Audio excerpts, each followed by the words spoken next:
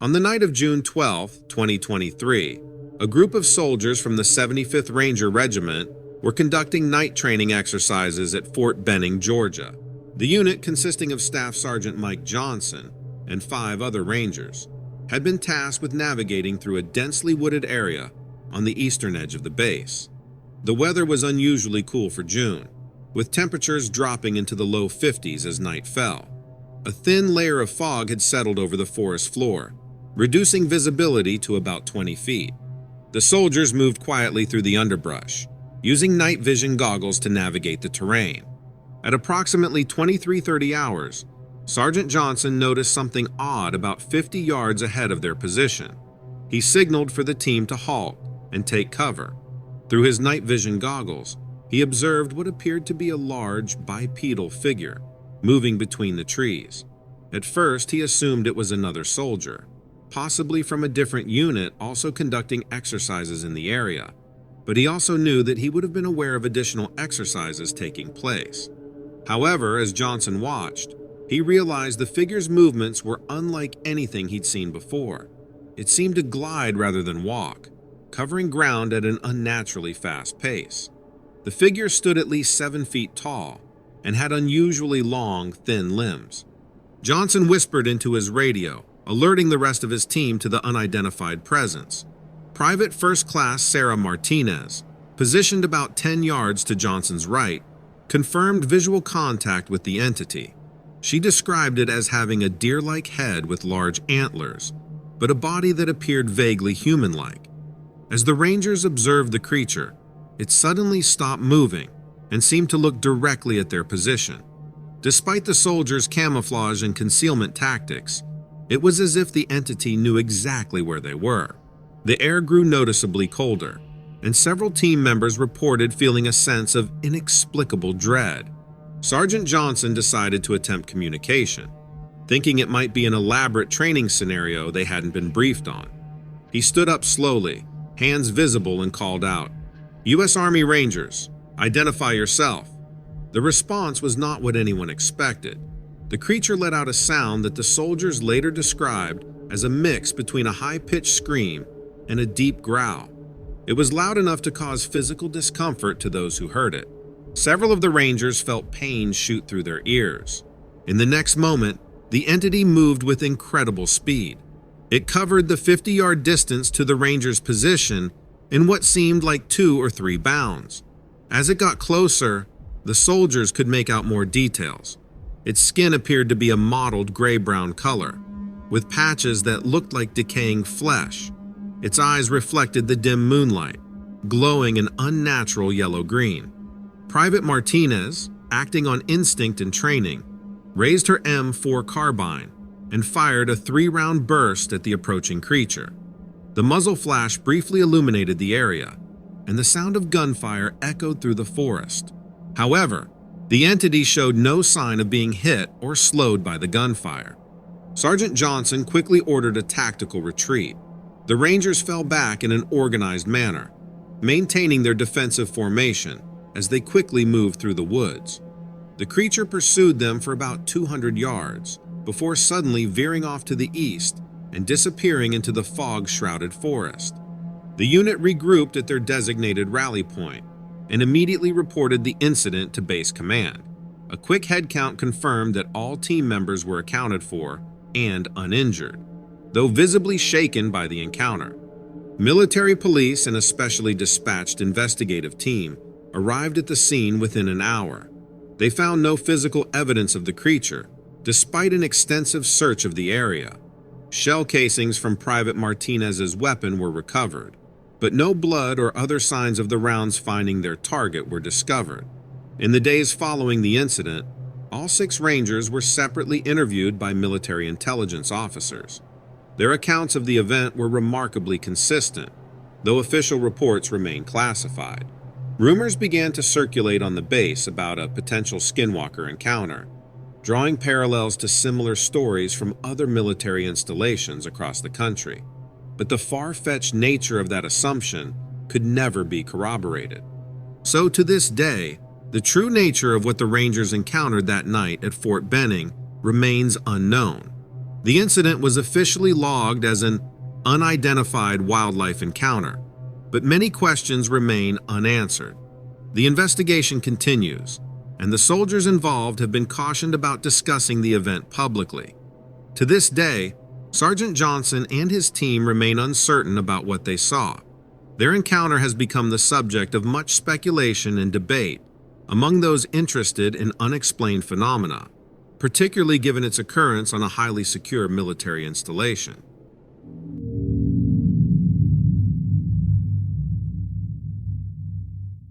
Sweat slicked Christine's brow, dripping into her eyes as she pushed through a thicket of scratchy brambles in the Ozark region of Missouri.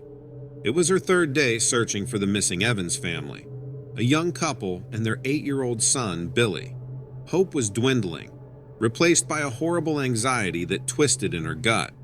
She'd been a park ranger with the Ozark National Forest for 5 years, and search and rescue missions were not totally unfamiliar. But this one felt different. The Evans family had vanished without a trace from a well-marked trail, one Christine herself frequented. There were no signs of struggle, no dropped gear, just an unsettling silence and lack of evidence. Reaching the top of a steep incline, Christine paused, catching her breath. The air was heavy with the scent of the surrounding forest, broken only by the insistent chirp of crickets. As she looked around to try and see anything that might be of help, a flicker of movement caught her eye. She squinted and was able to see that it was a clearing, unusual in the dense forest, bathed in an unnatural and strange yellow light. Pushing aside a low-hanging branch, Christine cautiously approached. The clearing was circular, perhaps 30 feet in diameter. The grass within was an odd green, almost luminescent, and unlike the surrounding foliage, and it made no sound as she brushed against it. The air crackled with a faint static, raising the hairs on her arms.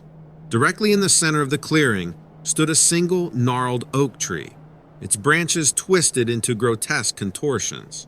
She had never seen this place before, and wondered how she could have missed it. As Christine drew closer, a sound stopped her in her tracks. It was a low hum, a constant vibration that seemed to thrum through the very ground. It wasn't a sound she recognized. It pulsed with a strange rhythm, almost organic. Her hand instinctively went for the radio clipped to her backpack, but a dead silence met her attempt to call for backup. Panic surged, but Christine forced it down. Flight wasn't an option. She had to find the Evans family, and this was the most promising thing she had come across. Taking another hesitant step forward, Christine noticed something peculiar about the oak tree. Its bark, rough and ancient on the outside, seemed to shimmer faintly with the same sickly yellow light that bathed the clearing. As she inched closer, the hum grew louder, accompanied by a series of clicks and pops, like static electricity building in the air. Then a gust of wind swept through the clearing, not a strong wind, but a focused one, pushing directly towards her. It carried a smell with it, acrid and metallic, like blood left to bake in the sun. Christine stumbled backwards as her legs lost control. Suddenly, a shape materialized in the space between the twisted branches of the oak. It wasn't a creature she could readily identify. It was vaguely humanoid, tall and slender, but its form seemed to waver and distort in the flickering yellow light. The details were obscured, shrouded in shadow. All she could see were 2 glowing red orbs that pulsed in unison with the hum. Christine's scream died in her throat. Her mind reeled, searching for a rational explanation, but there was none. The thing in the tree, whatever it was, seemed to tilt its head, those red orbs fixing on her for a long, horrifying moment. Then, with a final, deafening crackle, the light vanished. The clearing plunged back into normalcy, the hum fading with it. Standing in the sudden silence, Christine was able to think. The creature was gone, but had it ever been there at all? The smell of iron lingered, and a cold dread gnawed at her. Taking a shaky breath, Christine forced herself to move. She pushed her way out of the clearing.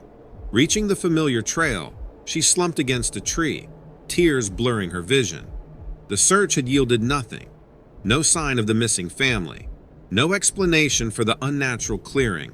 or the terrifying entity she may or may not have seen. She was halfway back when a low moan echoed through the trees. The sound sent a fresh wave of terror through her. Christine quickened her pace, her eyes scanning the darkening woods for any sign of movement. The moan came again, closer this time, followed by a deep, rhythmic thud on the forest floor. Her hand instinctively found the flashlight clipped to her belt, but its feeble beam did little to pierce the growing darkness. Suddenly, a flicker of movement caught her eye. Off to the side of the trail, a dark shape shifted amongst the trees. It was large, much larger than any deer or bear, and it moved with an unnatural grace.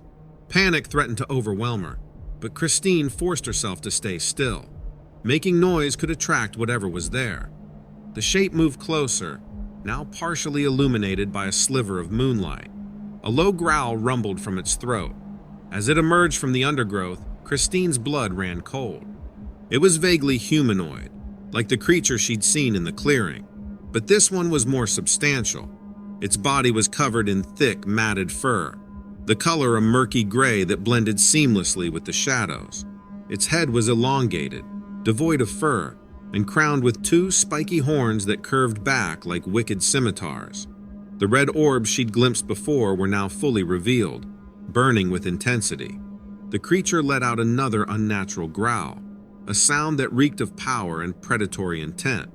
Again, Christine wanted to scream, to run, but her body seemed unable to react. Her mind screamed at her to fight against it, but against what? This was something out of a nightmare, a creature that defied logic and understanding. The creature tilted its head, studying her with those glowing eyes. It took a single step forward, the ground vibrating with each heavy footfall. Christine choked back a sob, bracing for the inevitable attack. Then, just as abruptly as it appeared, the creature stopped. It let out another growl, this one lower and almost questioning, before turning and lumbering back into the darkness. The sounds of its retreat, the heavy thuds, the snapping of twigs, faded into the distance as she watched it leave, leaving behind a chilling silence even more terrifying than the creature's presence. Collapsing onto the forest floor, Christine let out a shaky breath. Her body trembled uncontrollably, and tears streamed down her face. At this point, she had no control over her body. Had the stress of the search and the creature broken her mind? But the memory of the creature's eyes, the smell of damp fur and decay, was too real to ignore. After about an hour, she pulled herself together with a Herculean effort and scrambled to her feet. With renewed urgency, she quickened her pace towards the ranger station. She had a story to tell, a story that might seem unbelievable, but a story that she was convinced needed to be heard. Christine burst through the doors of the ranger station, her face pale and streaked with tears. Robert, the grizzled old park ranger on duty, looked up from his paperwork, startled by her frantic entrance. "Robert," Christine gasped, her voice ragged. "You need to call for backup. Search and rescue, state police, anyone. I found something out there. Something not human." Robert frowned, concern etching lines on his weathered face. "Whoa, Christine, slow down. What happened? Did you find the Evans family?" Christine took a shuddering breath, forcing the chaotic jumble of images in her head into a coherent sentence. She spoke of the unnatural clearing, the hum, the terrifying creature with glowing eyes. Robert listened patiently but concerned. "Sounds rough, Christine," he said finally, his voice gentle. "But you've been out there for 3 days straight. Lack of sleep and stress can play tricks on your mind." Desperation clawed at Christine. How could she explain something so utterly unbelievable? "Robert, I swear I saw it. It was real. There's something out there in those woods." Robert studied her for a long moment, his weathered face unreadable. Then, with a sigh, he reached for his radio. "All right, Christine, let's get you checked out by Doc Miller. He can rule out any exhaustion or dehydration. But after that, we'll head back out there together. First light, okay?" Christine nodded without saying anything. Robert's concern was a small comfort, but it couldn't erase the horrifying truth. The creature, whatever it was still out there. As Robert called for a medical checkup, Christine worried that she would be deemed crazy, but all went well. The next morning, they reached the clearing quickly, the strange yellow light and unnatural silence absent. Robert surveyed the scene cautiously, then approached the oak tree with a raised brow. "No sign of anything strange here, Christine," he said. "Just a regular old oak." Disappointment clawed at Christine. Did she imagine it all? But then Robert whistled. "Hold on." He pointed to a patch of dirt near the base of the tree, undisturbed amidst the churned earth of the search efforts. He knelt down and gently brushed aside the leaves. A small, worn teddy bear lay there, its single blue button eye staring vacantly. It was little Billy Evans' favorite. They had been told to look for it. Hope surged through Christine. She ventured into the trees around the clearing, and after about 20 minutes, her eyes finally landing on a crumpled figure behind a fallen log. It was Mrs. Evans, dehydrated and dazed. She was just staring as if in a trance, but alive. Christine tried talking to her and helping her to stand, but all was a struggle. Then, as if on cue, Mr. Evans and Billy slowly emerged from the forest shortly after, appearing shaken and disoriented, but unharmed. The Evans family had no memory of the past 3 days. They claimed to have gotten lost after a sudden downpour, wandering disoriented until they stumbled upon the clearing the previous night. But the glowing light, the creature, none of it rang a bell. Back at the ranger station, a doctor confirmed the Evans family were physically healthy, exhibiting no signs of trauma or exhaustion that might explain their memory lapse. Robert scribbled notes on a pad, his brow furrowed in thought. "Strange business," he muttered. He looked at Christine, his gaze searching. "You're sure you saw what you saw, Christine?"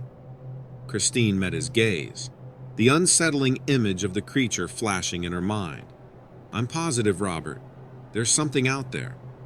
Robert remained unconvinced, but what could he do? Everyone was alive. They filed a report, a mix of facts and Christine's harrowing account. The official explanation would be a disoriented family and a lucky reunion. But Christine knew better. They all knew better. As they watched the Evans family drive away, Christine couldn't shake the feeling that their ordeal wasn't over, worried that it could all happen again with some new, unsuspecting hiker. The search for a missing family had become something more. It became a strange and confusing realization that the forest is not safe, and Christine, forever marked by her encounter, was determined to move on and be stronger than her fears. To this day, she is still there but refuses to talk in person about what happened. Telling us her story this way is her way of purging it from her body as much as possible.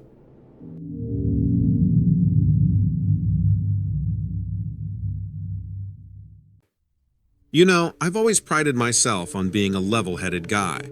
For example, I'm not your typical guy who chases shadows just because they look strange. Just ask anyone around the garage where I work. They'll tell you I'm the one who can coax a purr out of the junkiest clunker. Yep, 20 years under the hood, that's my world. Logic, that's my game. A problem comes in, a problem gets fixed, nice and clean.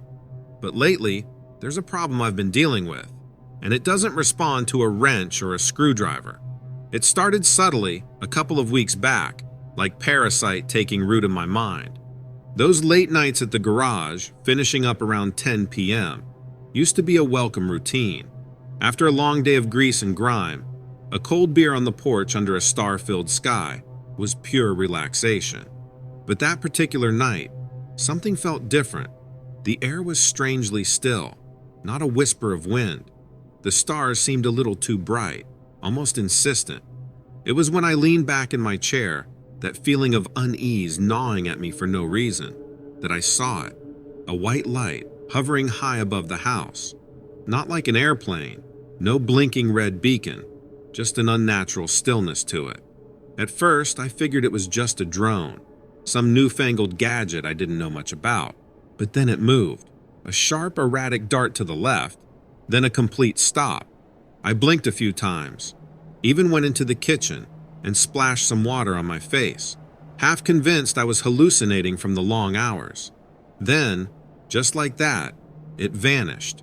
Poof. Gone without a sound, leaving behind a wave of fear crawling up my spine.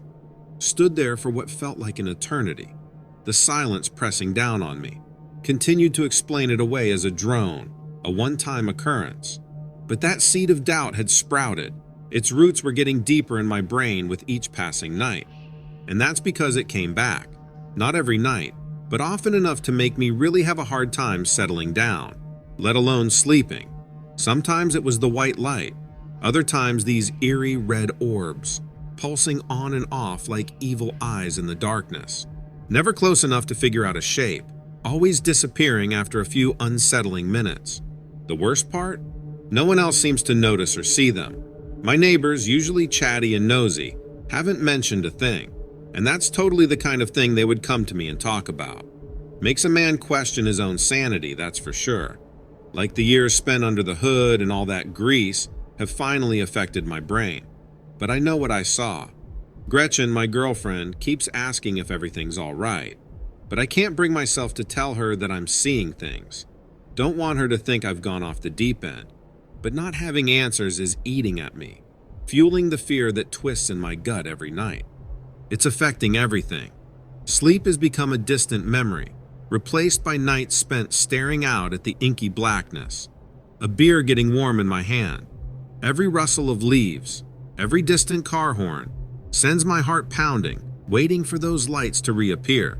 To be honest, work's suffering too.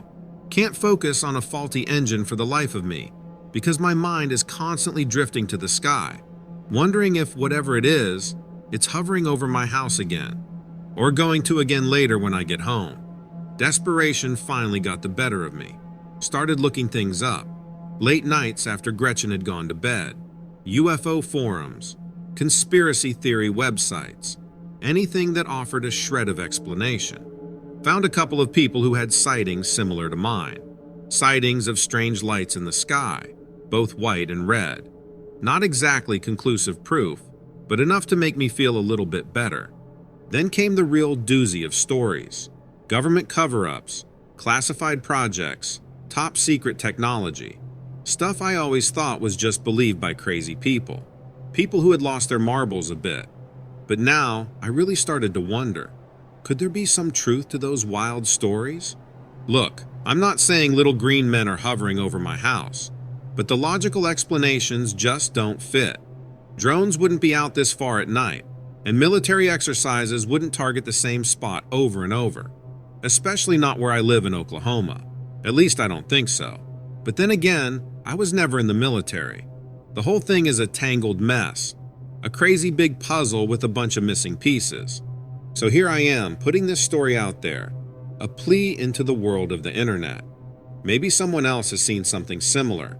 Maybe someone has an explanation that doesn't involve shadowy government agencies or extraterrestrial visitors. Or maybe, just maybe, there's someone else out there who understands the gnawing fear, the desperate need for answers when you can't seem to find any, anywhere. Because right now, that's all I have. Fear and a sky full of unanswered questions.